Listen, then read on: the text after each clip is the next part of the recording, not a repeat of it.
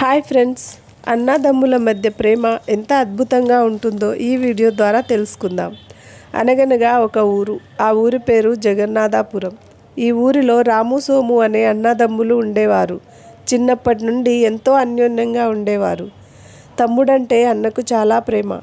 అన్నంటే తమ్ముడికి ఎంతో గౌరవం. ఇద్దరికీ పెళ్ళిళ్ళయ్యాయి. ఆ తర్వాత కొన్నాళ్ళకి వారి తల్లిదండ్రులు చనిపోయారు. రాముకి 2 పిల్లలు, సోముకి పిల్లలు కలగలేదు.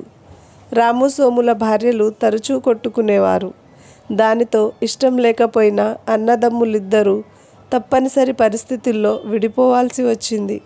వారసత్వంగా వచ్చిన 10 ఎకరాల పొలాన్ని చెరో 5 ఎకరాల చొప్పున పంచుకున్నారు. కుటుంబాలు విడిపోయినా అన్నదమ్ముల మధ్య ప్రేమానురాగాలు ఏమాత్రమూ తగ్గలేదు.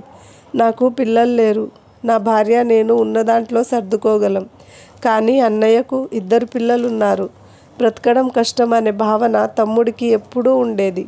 అందుకని పంట చేతికొచ్చిన ప్రతిసారి ఎవరూ లేని సమయంలో 10 బస్తాల ధాన్యాన్ని అన్న ధాన్యపు బుట్టలో వేసేవాడు. ఇంకా అన్న, నా బిడ్డలు ఏదో ఒక రోజు అందిస్తారు. కానీ నా తమ్ముడికి పిల్లలు లేరు. వాడికి వయసు పెరిగే కొద్దీ బ్రతుకు భారమవుతుంది అని ఆలోచించేవాడు.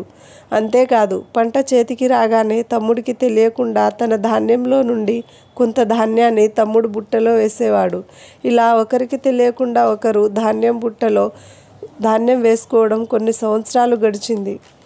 ఒకసారి అన్నదమ్ములిద్దరూ ఒకరి ధాన్యంలో మరొకరు ధాన్యం వేస్తూ ఉండంగా ఎదురుపడ్డారు. కొన్నేళ్లుగా జరుగుతున్న ఈ విషయాన్ని తెలుసుకొని ఇద్దరూ ఆశ్చర్యపోయారు. ఎంతో ఆనందించారు. వారి ప్రేమానురాగాలకి ఊరంతా ముచ్చటించారు. ఈ కథని బట్టి మీకు ఏం అర్థమైందో ప్లీజ్ కమెంట్ చేయండి. వీడియో నచ్చితే ప్లీజ్ లైక్ అండ్ సబ్స్క్రైబ్.